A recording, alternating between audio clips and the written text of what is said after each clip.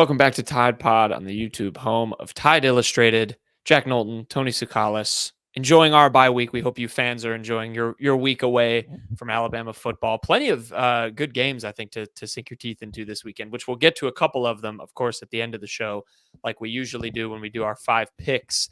We'll talk some college football. But Tony, we're going to have a little bit of a different format this week. We've got the bye week synced up perfectly in the start of basketball season, so we'll have some basketball talk. But I'm going to start this show like I start every show, even when we're heading into a game week. We've had the Tide are on their second bye of the season, coming off this big win against Missouri. I'm just going to ask you, as I always do, what's been the general vibe this week? Talking to coaches, players. We got Kalen DeBoer in a different setting this week in Birmingham. We got to speak with him. So what's been the vibe this week? Yeah, it's been kind of it's been different, right? Because we didn't get DeBoer behind a podium, so that whole it's I feel like we only got like half DeBoer, right? Mm-hmm. So we didn't get a full him. I think most of it's been kind of a slow week in terms of the team. I haven't really. Last time we talked to the players was on Thursday for Halloween, so that was kind of fun. But I think they're just kind of handling the bye week. They know that this is going to be a big test in LSU. So it's one of those things where I think sometimes with the bye week, I keep on saying bye week, personal preference, it's an open week. I always call it the open week. Anyways, with this open week, it's really easy to lose your focus, like I did with calling it the bye week. And then I think, when you look at a matchup like LSU, that kind of refocuses people. It kind of gets people energized. I think they're working a little bit harder during this week than they would during a normal open week. So, I think that, there's a little bit of an anticipation, kind of similar to the Georgia game with that open week. And how there was kind of like that buzz heading into that week. Now, it's not the same thing. I think, both Alabama and LSU are both in situations where, that we really don't know how to feel about them. Alabama has looked bad before that game against Missouri, and then he had LSU. Just didn't. They lost all their momentum against Texas A&M last week. So we'll kind of see how both these teams are coming are experiencing a bye week this week. So I said it again, Jack. But yeah, I think that it's just mostly focusing on improvement, and then just that anticipation as well. Yeah, I'm going to ask you about that because, I was being a little nitpicky with DeBoer this week, like you said, because we didn't have much chance to talk with him. He made his weekly appearance on Hey Coach, but that was cut short because, he was calling in instead of taking calls from reporters. But in terms of those playoff chances, he said something interesting, and I wasn't really expecting this from DeBoer. He said that he had a conversation with his team after the Tennessee game, and it lasted, in his words, about 5 seconds about playoff chances. But I thought it was interesting that he did want to make clear that, that is a conscious thing in his player's mind. I feel like I would, if knowing DeBoer so far, I would have expected him to just answer that question. Oh, we're shutting all of that out. And just, as a lot of them say, keeping the main thing, trying to go 1-0 each day. But it seems like there is an understanding, Tony, of just how much this team has its back against the wall in terms of how important this result is. And obviously we'll get into that next week as we start to really preview LSU. But what do you make of that? Just DeBoer, kind of straight up saying, yeah, I'm aware of the playoff situation, and obviously still caveating that with, saying if we get our results, the rest should take care of itself. Yeah, I mean, I think that it only needed 5 seconds, right? You just win the rest of your games, and you're probably in the playoff.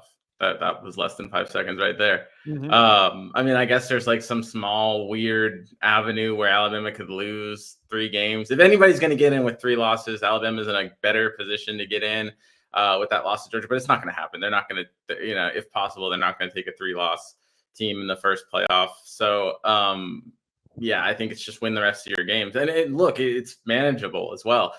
You look at this, like I said, there's that anticipation heading into the LSU game. The winner of that game, still has a decent shot at the playoff. And especially, Alabama, if they win that game, they've got,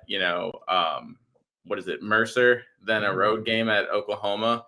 Both of those are winnable. And then you got the Iron Bowl, and the Iron Bowl's at home. It's always an unpredictable game, but typically it's not so unpredictable when you play it in Bryant-Denny Stadium. Alabama usually does pretty well there. So Like you do that, you're probably not going to play an SEC championship game. I don't know the tiebreakers behind that, but I would just assume that Alabama is pretty much out of that.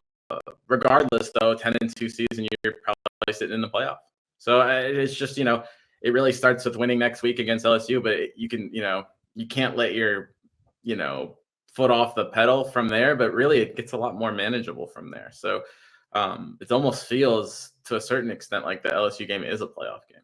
Well, and the reason I start the show with some playoff talk too is, of course, on Tuesday we're going to get we're going to know where Alabama is in terms of that race, because the first playoff rankings drop on Tuesday night. So you'll have a good idea of where Alabama and LSU will be, in heading into what is essentially, we can't write it down officially as an elimination game, but that is what it is, and we're going to get into all the hype of that, like I said, next week. But it's getting there. We're getting into playoff talk. Maybe we'll have to incorporate a thing at the end of the show where we make our brackets or pick our top 4 champions or something, do some sort of future predictions for the playoff. I'm not sure, but I think I'm going to look into the crystal ball a bit and predict every one of the contenders. I'm going to go through their schedule for my column on Sunday and kind of go through and kind of pick my final, not necessarily the prediction of what Tuesday's playoff will look like, because that's pretty straightforward. It's not going to look that much different than the AP. That would be a very boring article in my opinion. But no, I'm going to go through and try to make my final prediction for the playoff, kind of go through everyone's schedule, project wins and losses. It's going to probably take some spreadsheeting, but I'll give my best stab at where I think everything's going to play out. So stay tuned for that on Sunday. Yeah, read Tony's takes on where you think the playoff's going to be. Feel free to comment if you want to, if you're bored, because there's no Alabama game on Saturday. Just if you're in the rabbit hole of picking your playoff, feel free to pick it. I'm maybe I'll go through it on that day with you and we can compare. I haven't done it yet. Pick right now. Alabama's chances of making it depend on how I'm feeling about the game next weekend. But assuming I end up picking Alabama for LSU, then I think that they're pretty much in. Well, this is the most relieving podcast we do because you don't have to make a score prediction this week. We get to save those for next week's or for next Friday's show. So that's a little bit of a stressor off. But getting into LSU just a little bit from what we've gotten from the bye week, and you wrote about this, and I want to ask you about it. This was a situation that came up at Tennessee. There was some talk of crowd noise, and that DeBoer was pretty upfront with it was a problem for this team. And I've been reading some things just about, and you can obviously speak from experience of being at Death Valley before, certainly another hostile environment, maybe more so than Neyland Stadium, depending on who you ask. And, you talk to some players, coaches about, dealing with the crowd noise this time and having more success in a road environment. What were people saying this week about preparing for that? I know I walked up to Malmore the other day and I heard it blasting over the ceiling. So, it's on their minds. Yeah, they're playing a little bit outside. It's just, one of the things that, Parker Brailsford, the center, who's probably going to have the hardest time, told me is that there's no way to really replicate the game day environment of like having that Tennessee environment, unless you're standing right next to the speaker, I think that's probably the only case. Maybe they can get the in-helmet technology and then just blare the music through the in-helmet technology. Oh, that's an intuitive idea. Yeah. But that's probably not great for the players, actual hearing at that point. So it might be, but no, that's just a joke. But I think that, it's kind of been secret.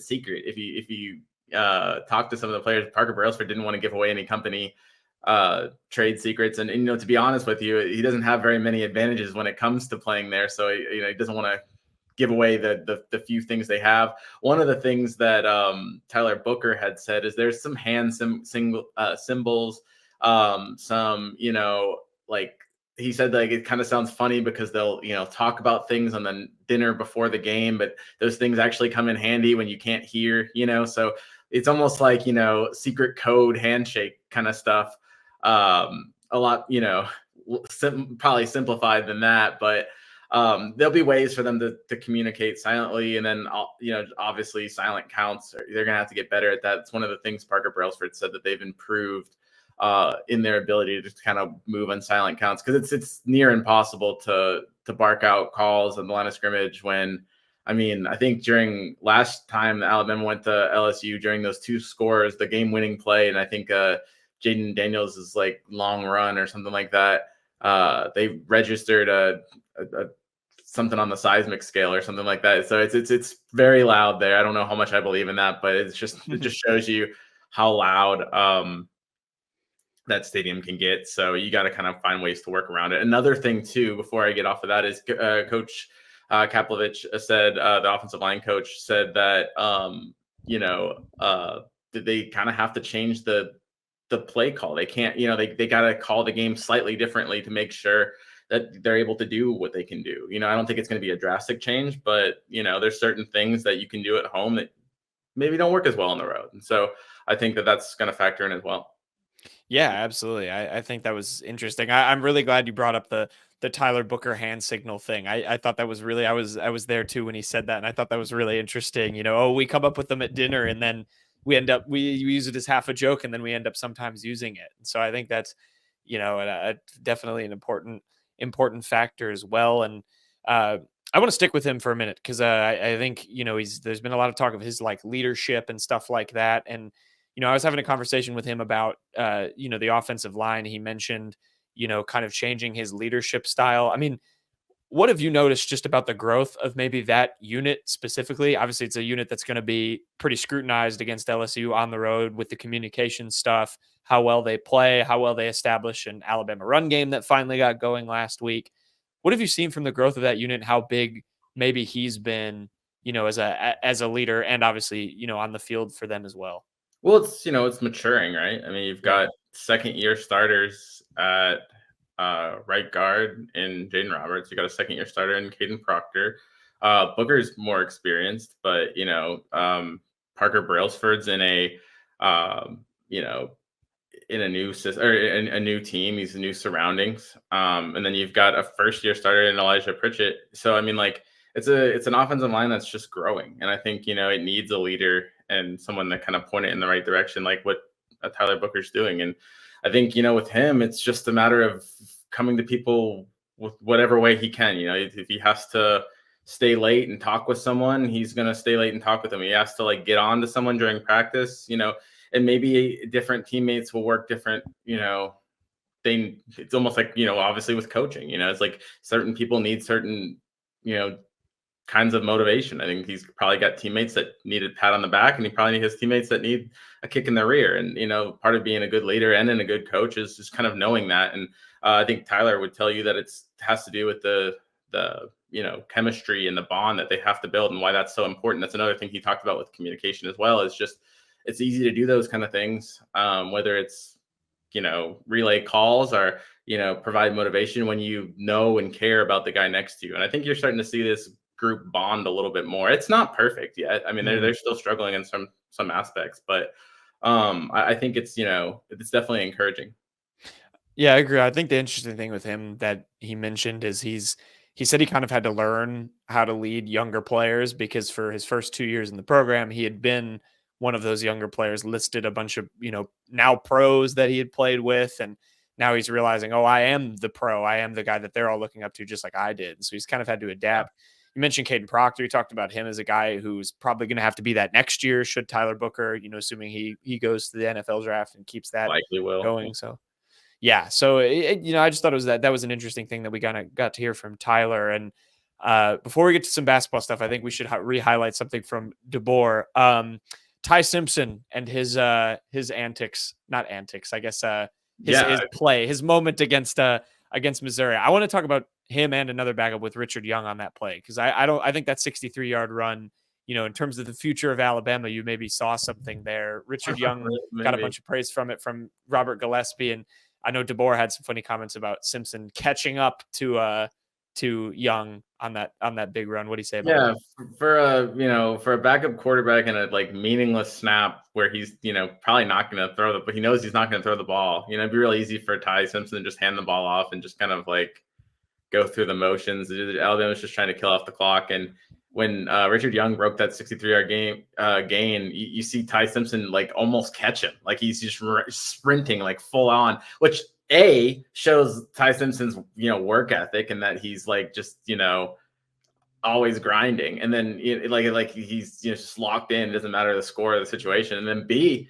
Ty Simpson's pretty fast. I mean, like he's not Jalen Milroe, but he's fast. He can move the ball. They can run, they can do some of these, even some of these designed runs, they could do with Ty Simpson. He's not going to run them near as well as what Jalen Milroe does. He's not, they're different quarterbacks. So, next year's offense, if it is Ty Simpson, will look quite a bit different than, what it looks like now with Jalen Milroe. But I don't think, you scrap all of those design runs. I think there's some that you can do with Ty. He's a physical guy. It's kind of like with Tua, right? I mean, like, is he a running quarterback? No, but I mean, you saw Tua, motor down. What is it? Speaking of LSU, motor down, even with that brace on his leg, he 50 yards against LSU in that one game in Baton Rouge. So that's kind of, I think Ty Simpson's probably moves better than Tua, obviously, but guys that, are passing quarterbacks that can also run the ball pretty well. Yeah, I think that deserved a shout out. And DeBoer, kind of made a joke about, he's not worried about his quarterback blocking. He wants to see something like that. And Richard Young, too, I talked to Robert Gillespie about him on that run, which, first of all, rewatching it, I did not realize the juke he pulled off on two Missouri defenders made him run into each other before he really broke through the line, which was impressive. But another guy, too, that, yes, Alabama's running back room is pretty small. In theory, you could see Justice Haynes and Jam Miller maybe coming back.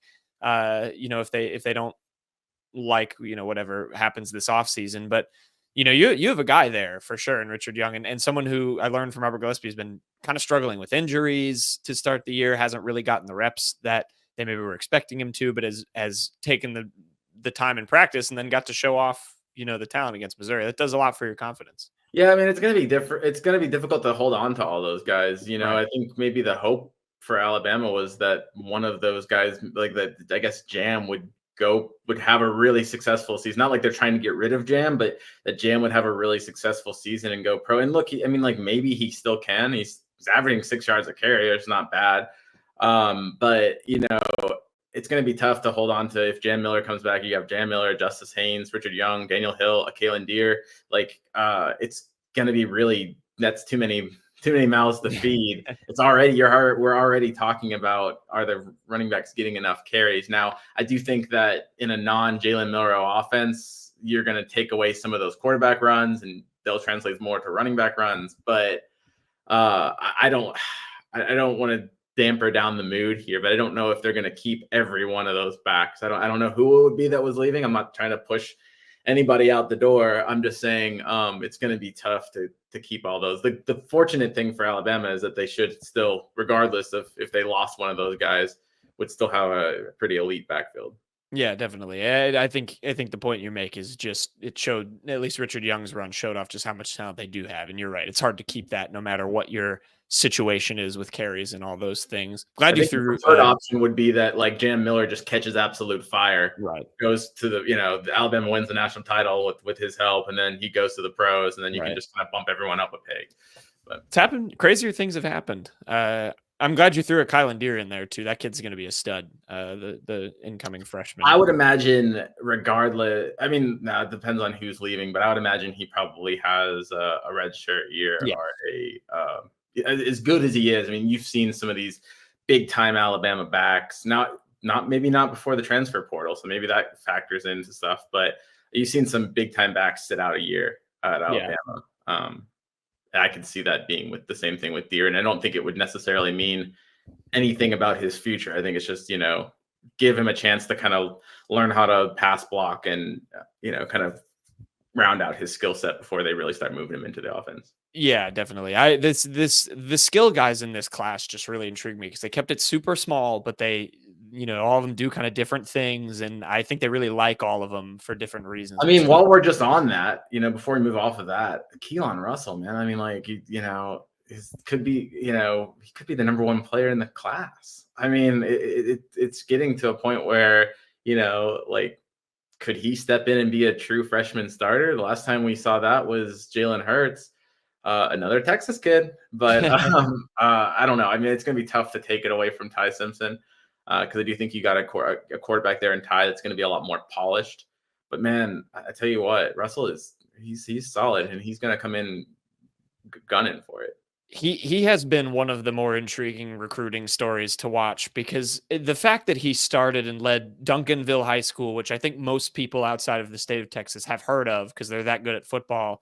He led him to the state championship as a junior and only had really local interest. They were, SMU's no slouch, but I mean, the fact that it took that long for everyone to figure him out, and now it's just, it was like what it was everyone missing at first, but it's wild. I think he's also had. I think part of playing for Duncanville, mate, like, is that like a curse too? Like, is in terms of like you have all that talent around you, are people at first just saying, "Oh, you're just a product of that talent," and then they start seeing him make these, just absolutely, stupid plays and Jaden Daniels type plays, and there's that one clip where it's Jaden Daniels and Keelan Russell like side by side clips, and it looks like they're doing the exact same thing, like it's the exact same play. He's very good.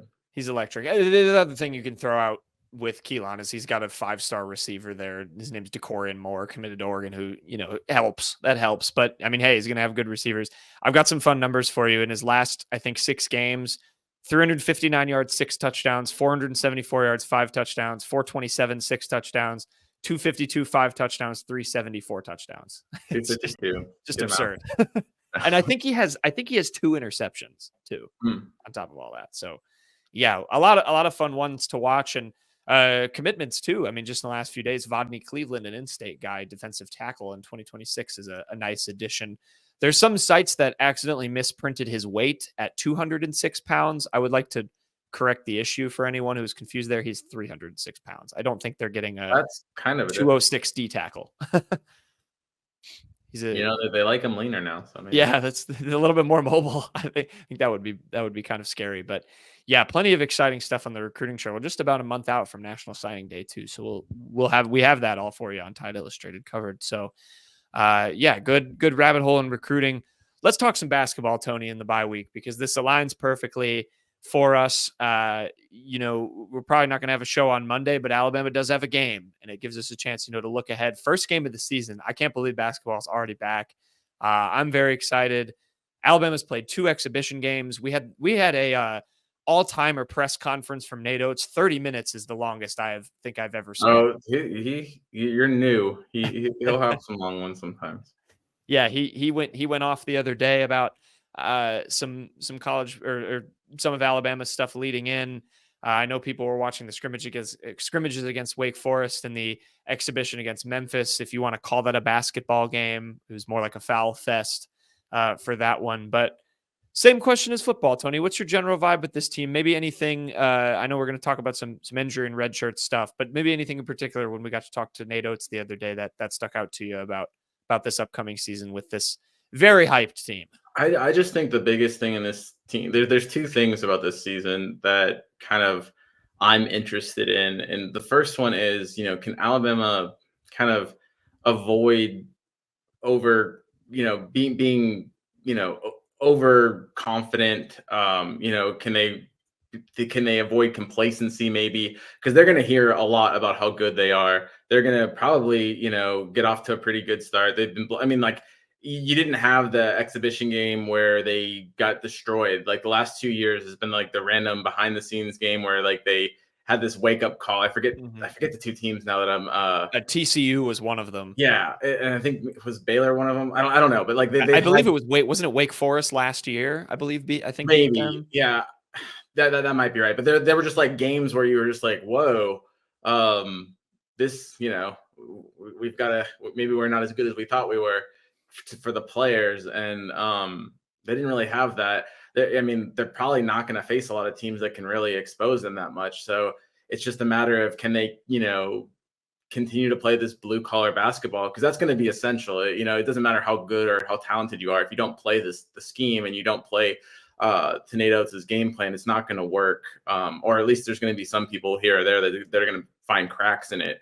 The other thing that I'm really, wanted to watch is just how they're going to manage these minutes and how they're going to balance everything. It just seems like, it seems like we were talking about that running back room, right? It's kind of the same thing. It's like, how are you going to get all these people onto the court?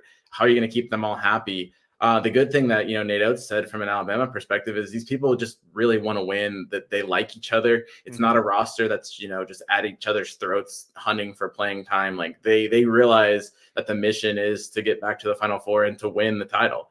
And I think you've got a lot of guys that are going to be really unselfish about that. I think you look at like a Mo Diabate, he could have went somewhere and had a way bigger role. Even, a Jaron Stevenson could have went somewhere, had a bigger role. But they're choosing to come back and be a role player on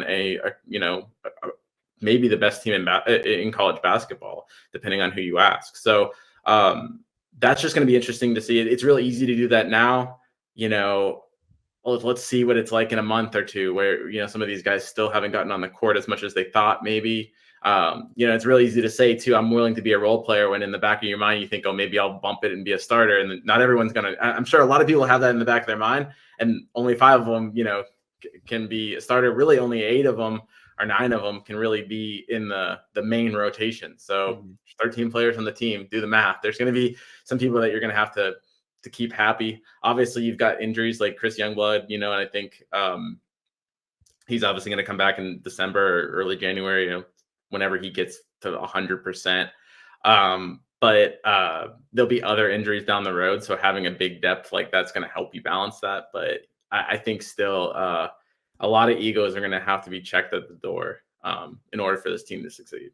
Yeah, definitely. I think the nice thing with that is, you hope in an ideal world they can kind of go hand in hand, where when you get to more competitive games, the lineups you put out can be able to be dependent on who you're playing, because this team has so much depth at pretty much every position. You can switch things around, and that might in turn alleviate some of those playing time things, because you can have those different lineups. But that's what to kind of riff off that. That's what I'm excited to see too, is just the combinations that we might see. I mean, you could legitimately, if Nate Oats really wanted, when Chris Youngblood comes back, I think I've done the math on this before and I want to do it again. You could have a lineup with 5 fifth-year seniors, and I want to do the math on how many total minutes of basketball in their careers that those guys have all played, just because I think that's just absurd. I mean, the experience is so vital. You mentioned like a Chris Youngblood, bringing a guy like that in is huge.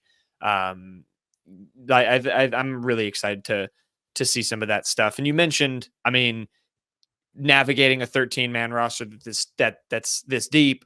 We saw last year with Chris Parker, who ended up redshirting and transferred to Villanova at the end of the year. And Nate Oats made a good point. He was asked about red shirts.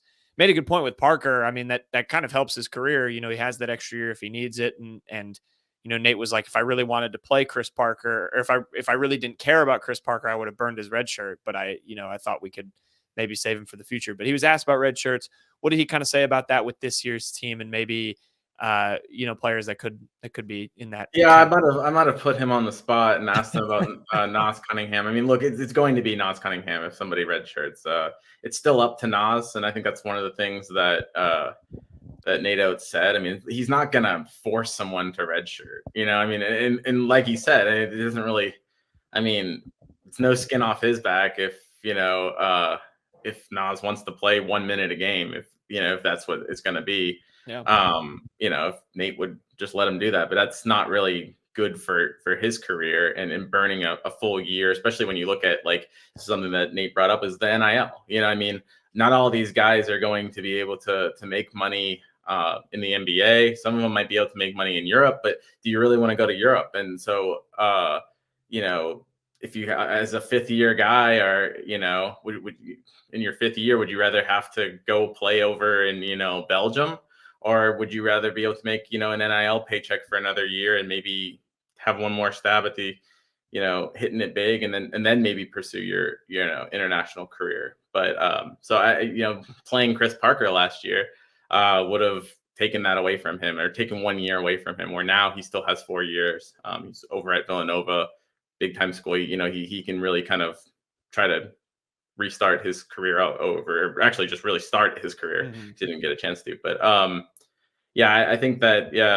Nate Oats is always going to have the player's best interest in mind. He's also going to care about his team, but I think it's really going to be down to those personal decisions. And I think he's probably, there's a good way to go about it. I think Nate's going to handle that.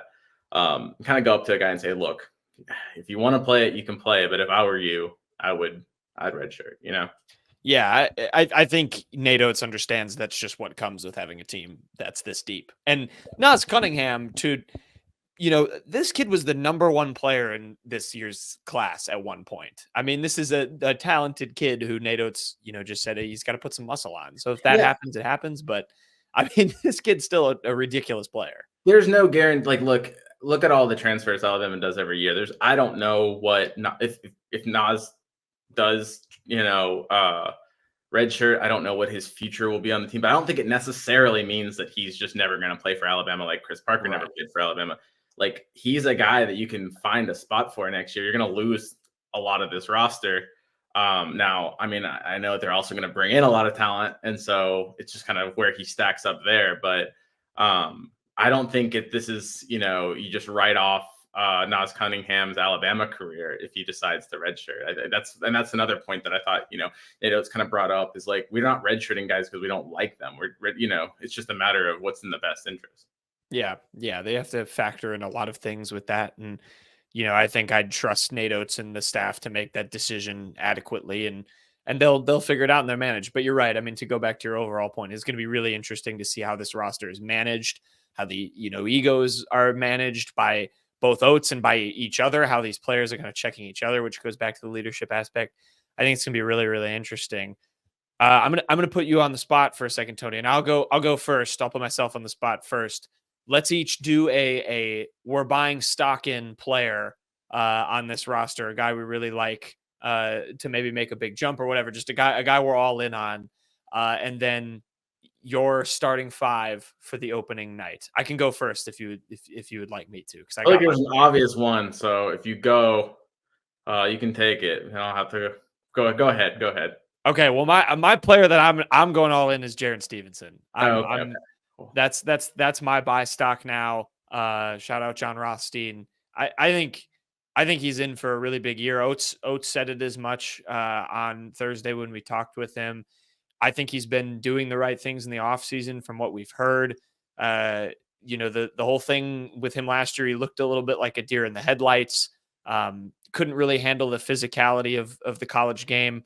Probably didn't help that he was supposed to still be in high school at the time, and seemed to kind of struggle in that area a little bit. And he's worked on his body this offseason. Oates talked about how he's driving. I think he said literally straight up like a man now at the rim, which, just a very straight up way to put it from Nate Oates. I think the big thing you're going to have to see with him is the shooting has to come. It happened against Clemson. It can be unlocked. That was really the only game it was unlocked all season, but I think he's going to be in for a really good year. If he's really that capable down low now, I think that's going to just help him grow into like a floor spacing wing that, like, at his size, if he's grabbing defensive rebounds, running the break, and just doing going like coast to coast all the way to the lane, drawing fouls. I mean, you've got a stud on your hands then. So I'm going Jaron Stevenson as my a buy stock now all in player. As far as my opening five for opening night, you can be different if you want, or maybe we can have the same one, or we come to a consensus. We got some injury updates from Oates. The three guys who didn't play in either of the exhibitions: Grant Nelson, Latrell Reitzel Jr., Aiden Sherrill. They're all game day decisions. They were all varied in terms of participation in practice recently.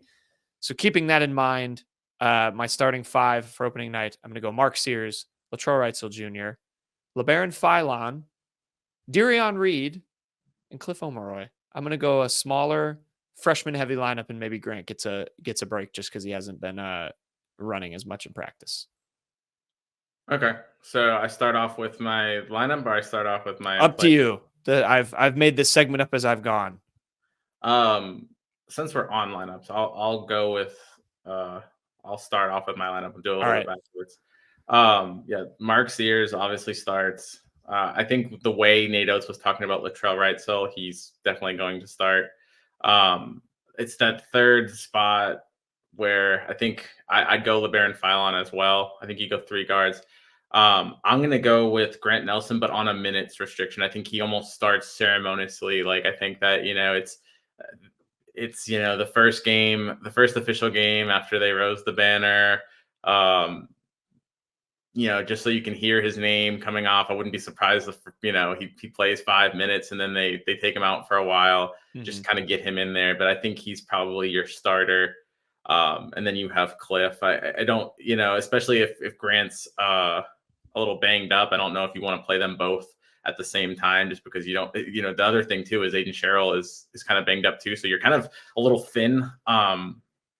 You're kind of maybe smart to go with a smaller lineup because you're a little thin with your bigs at the moment. So maybe you don't want to start both of them. I think they're going to start Grant almost, like I said, ceremoniously. If you look at it, I could see Darian Reed like playing more, or maybe even like it's early, right? So you could have a Mo Diabate play a little bit more, maybe he plays the 4. Him and Cliff in the court at the same time is kind of weird, but like maybe, and you're playing UNC Asheville. So I mean, like you can really mix it up. I'm not trying to down them necessarily, but like you could have, a Mo Diabate on the court while Jaron Stevenson's on the court, are you going to see that during SEC play? Probably not, but like you could now. So, but no, I like that starting 5. And then as my player, the buy stocking guy is definitely LeBaron Philon. I think he's talent wise, already one of the best players on the team. And then I just think he provides a little bit. He's not, it's not as good of a shooter as maybe Reitzel or Holloway or Sears, but he provides a little bit more. He's going to be a good defensive guy. He's going to be able to drive. And having the shooting presence of those 2 other guards, if Alabama does play a lot of 3-guard lineups, or maybe even a 4-guard lineup, they're going to kind of help him out and kind of open up the floor for him. I just, I'm not ready to say he's going to be a one and done guy. You look at his like build and he'd have to have like a really special season, in order to kind of to have that. But at the same time, he could be a really big addition. I mean, that trade, I guess we talk about with Rylan Griffith for LeBaron Philon. I think maybe Rylan Griffith, like has the first, like the better season this year, but Philon, I think might actually have a higher ceiling. So, yeah.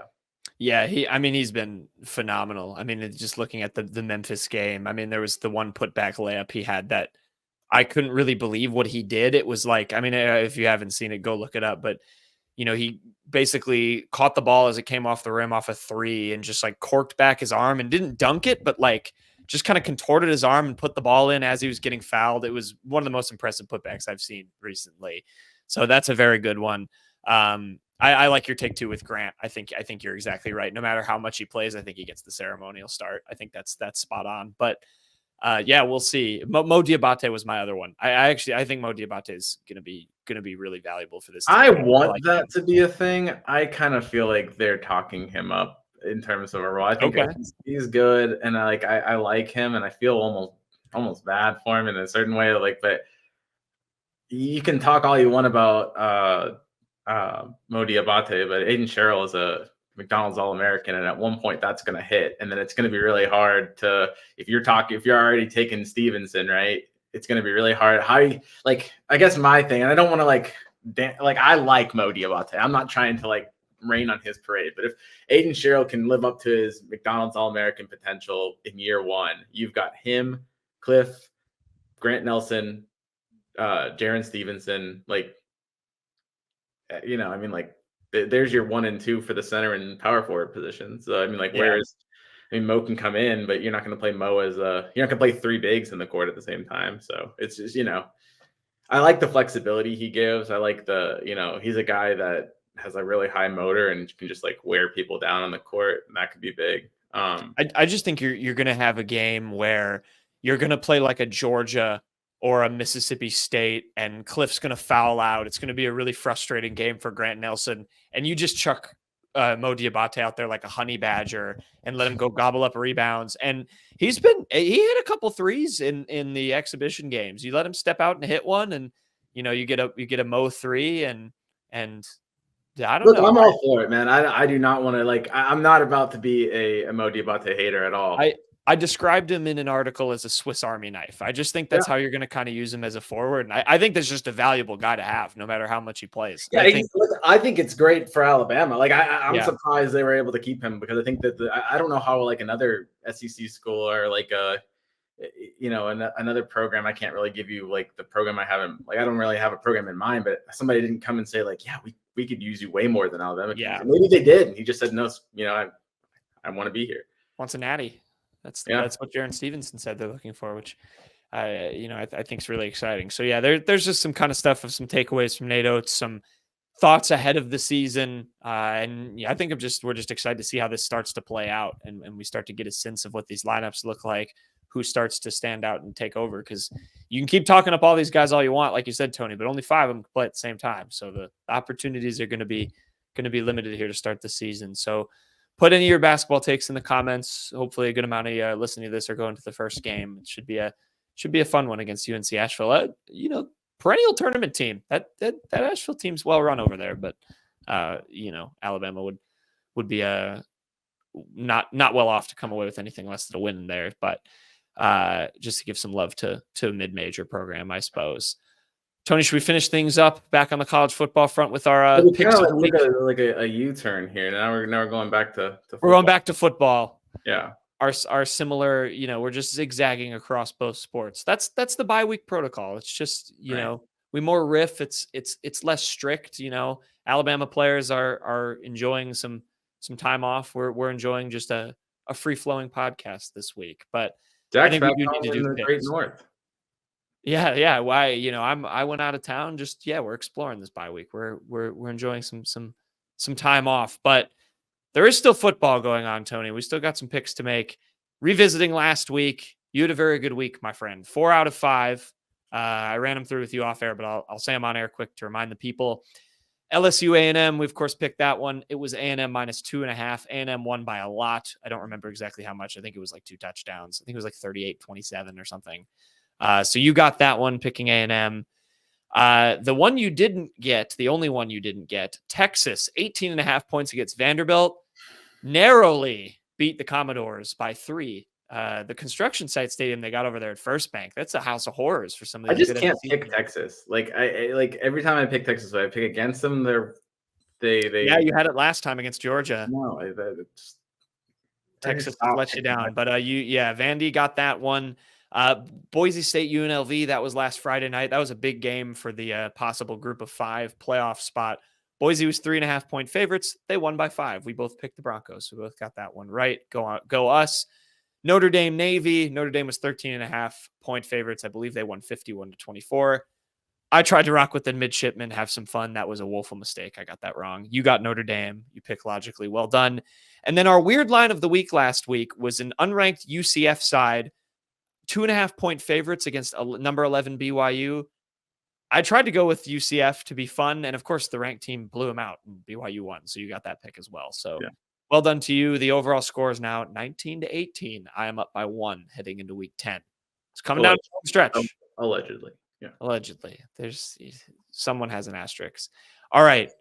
Lines this week. I'll start with our biggest line. We're going to go to the ACC first. I thought this was somewhat interesting. One of these teams has struggled a little bit more than we maybe thought, but actually it does give you a chance to plug your latest article on Tide Illustrated, because Louisville, unranked Louisville at 5-3, going to Death Valley to play number 11 Clemson. The Tigers, yes. We're not calling Clemson Death Valley. We're in the SEC. Sorry, it was just my first thought. The Clemson, I don't know. Is it? I don't know if there's a called. We're both Death Valley, but there's only one Death Valley. Come on. Right. Understood. No disrespect to the LSU Tigers. Louisville going to Clemson. The Tigers are 10-point favorites in this one. Former Alabama guy doing well for Louisville. Do you think his team covers? Yeah, Ja'Cory Brooks is like top 10 in receiving nationally for Louisville. Unfortunately, I do not have him having a successful. Yeah, I don't think he comes away. I don't know how to say it. I'm picking Clemson. I'm picking Clemson even with the 10 points. I think Clemson's actually like slowly getting back into this like title race. Like we were so ready to just like, it's so easy to clown on Dabo and kind of just write off Clemson, and like they haven't been good in recent years. And so like I think everyone was just ready to just be like, oh well, Clemson's a joke now, and like the ACC is not good. But I think this Clemson team is a little bit different. They've been blowing people out, and I think that they're going to continue that against Louisville, especially at home. see them by like a 2-touchdown favorite here. Yeah, I agree with you. I've got Clemson in this one as well. Cade Klubnik is for real. That kid's a stud. I think, as like you said, as weird as Dabo is, he's got something cooking over there this year at Clemson. I think it'll be a fun title game. Hoping it's them versus Pitt. I kind of want Miami to fall off. I'm sort of praying on Eli their Holstein, man. Yeah. Former Alabama kid. Hold that thought for another pick in a little bit, but you got to tease them. But yeah, I got Clemson in this one as well. Let's go to SEC country for the next one. We've got 2 7.5 point lines this week. I'll do the SEC one first. Ole Miss 7.5 point favorites going on the road to a possible trap game, depending on what you think, in Fayetteville, Arkansas, a surprise 5-3 Razorbacks team. Do you give them a chance at home in this one? Beat Tennessee at home earlier this year. I'm going to go with the favorite again. I think that Arkansas already had their upset against Tennessee. They're not going to do it again. So I am kind of sleeping on the Hogs. And then you've got an Ole Miss team that's still probably telling itself that it can play for the playoff. And honestly, I mean, like, it still has Georgia on the schedule. So yeah, I think that Ole Miss is going to play with its back against the wall, come in there, and I think that they're going to handle business. I'm going to be different in this one. I'm going to go Arkansas. I think, I don't know. The win or just with the points?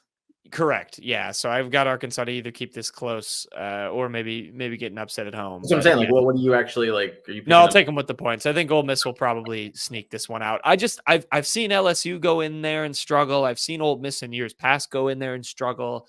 I feel like Fayetteville can be a house of horrors for them sometimes. So I kind of like, I think if this was 7.5 and Ole Miss was at home, I would probably take them. But I'm just because of the road factor. I'm going to go out on a limb and go with Arkansas for that one.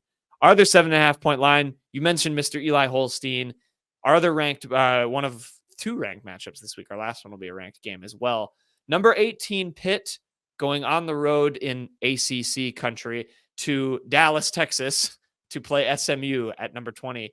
The Mustangs are 7.5 point favorites against an undefeated Pitt, led, of course, like you said, by Eli Holstein. Do you like the former Alabama quarterback to at least cover in this game? I was so thrown off by the reference of SMU as an ACC team that I forgot the line again. What do we got again? 7.5. I tried to, Dallas, ACC country. It's tricky. No, I mean, my first of all, my favorite part of the Atlantic coast has always been Dallas. Right. But it all connects, right? Gulf of Mexico leads in eventually. Dallas isn't even on the Gulf of Mexico. I know. So. That's why there's a river maybe that run. I don't know. Geography. Yeah. Not even. Yeah. Okay. But anyways, so you've got Pitt, but 7.5. Ole Miss. SMU is 7.5 point favorites at home against Pitt. No. Give me, look, I hated on Ja'Cory Brooks's team. I'm going to give Eli Holstein's. I don't know if they win, but I think they keep it close. So yeah, give me Pitt. They're undefeated. I mean, this is a team that, I don't think anyone's really taken seriously yet, but you're undefeated for a reason. I think they keep it somewhat close. I think that'll be a fun game to watch. Eli Holstein's kind of gone down in passing stats the last couple of weeks, but he's a guy that can do it with his legs. He can do it with his arm.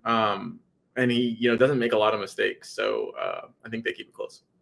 I agree completely. I'm also going with Pitt. I really want them to keep being kind of this weird team of destiny team that just kind of just avoids, Jack had it his way, Pitt would play Indiana in the weirdest national championship game ever. Yeah. I love it. Signetti against Holstein. The line did drop to 7 upon checking again. I don't know if that changes anything for you, but I'll make it official. No, that's fine. Since I checked again. I'm also going to stick with Pitt. Go Panthers. All right, back to SEC country. Another interesting line.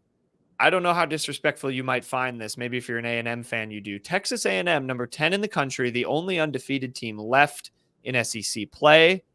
They are on the road as only 3-point favorites against South Carolina. Of course, a frisky weird game. South Carolina team, though. A weird South Carolina team.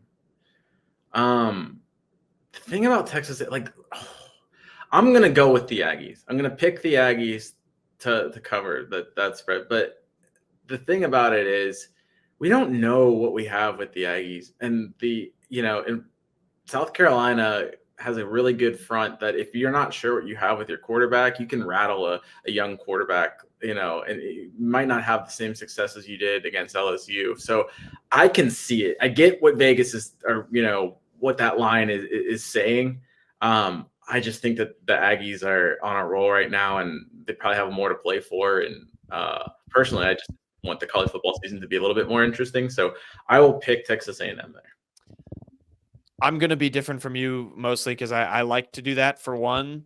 My second reason behind that, South Carolina had a sick uniform reveal this week for the jerseys they're wearing in this game. That will always get me on your side. It's almost the same color as A&M though, so it can't be like that different. No, it was just a good reveal. The uniforms itself didn't matter. It's just they did like a Joker thing for Halloween. It was great. But I think you're right. I think what? It's not even Halloween. They did. Well, it's kind of the end of the Halloween weekend. No, you can't. They did the reveal on Halloween. I just got a Christmas drink from Dunkin' Donuts this morning. That's too early. I got to draw the line there. Just saying, I did. So you're a November 1st. It's Christmas Look, season. I don't make the rules. I'm just saying I went to Dunkin' and I got whatever their cookie Christmas thing that they had.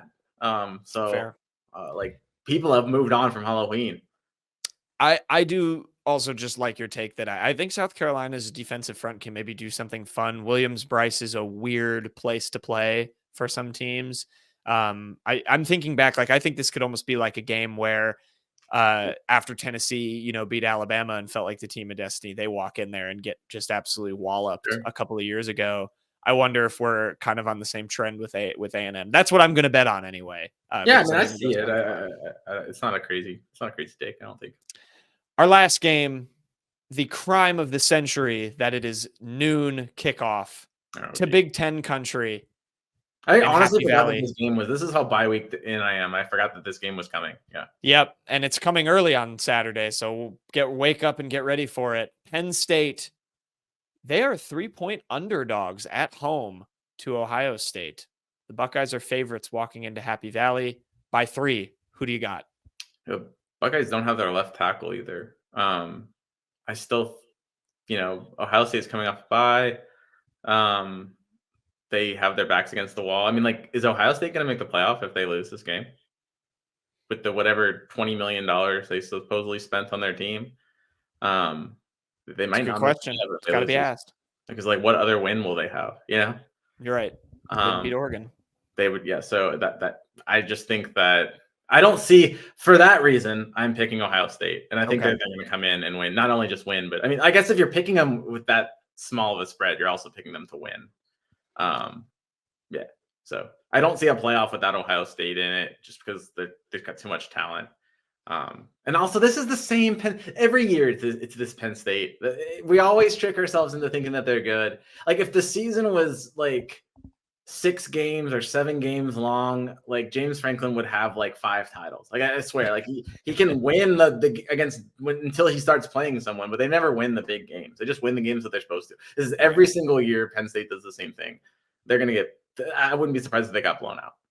The only reason why I won't have them totally getting blown out is because like I think things aren't clicking really well, and Ohio State has the injury problems. But yeah, no, I think that they're comfortably covered. Yeah, weirdly, I'm starting to second guess because Ohio State struggled so mightily in a close game situation against Oregon, and the way they managed the end of that game really scares me. And so if Penn State keeps this close, I'm not saying they win, but I wonder if they do sneak in a cover just because they're the underdog. That's my betting brain thinking. But my, just college football fan brain is the same as you. I lost out last week on betting on a coach that can't win the big one in Bryant Kelly. This is another coach that can't win the big one in James Franklin. And another big one coach that can't win the big one in and Ryan Day. Yeah. Could they tie? Can we pick a tie? Can they both somehow lose? Then maybe I'll go with my betting brain and just say Penn State covers this because Ohio State messes around at the end of the game and just does something dumb that maybe puts Penn State in a spot where they can win, and then maybe they figure out a way to lose it. Can I go with that? I'm going to go with that. And then it's like a 1-point game. I'm going to go Penn State. It's also like a good way for this is like college football always throws these things at us where like to deceive us is like now you can say like, oh, Ryan Day proved himself because he beat an overrated Penn State team. And so it's like one of those things where like you can be like, oh, he beat it, they'll be talking about like whenever like Notre Dame last year. Yeah, like it's always like you always get those kind of matchups where like you'll win and it's like, okay, was that actually impressive or did we just overrate Penn State / Notre Dame? Like Yeah. I don't know. But I don't know. Ohio State's winning this game. Don't overthink Probably. Give me the Nittany Lions to do State, something chaotic and cover. But I'm not going to take them to win, but I'll take Ohio State to give up some weird late field goal and then barely recover the onside kick and hold on. That's what I'll go with. All right. There's our picks for the week. There's our show for the week. I hope everyone's enjoying their bye week. Hope you enjoy your weekend off of Alabama football and enjoy some of these other games. If you got any fun college football takes, put them down. Any thoughts while you're watching the game? Go subscribe over on Tide Illustrated. Like I said, we have plenty of team coverage. We'll have coverage of the first basketball game starting on Monday.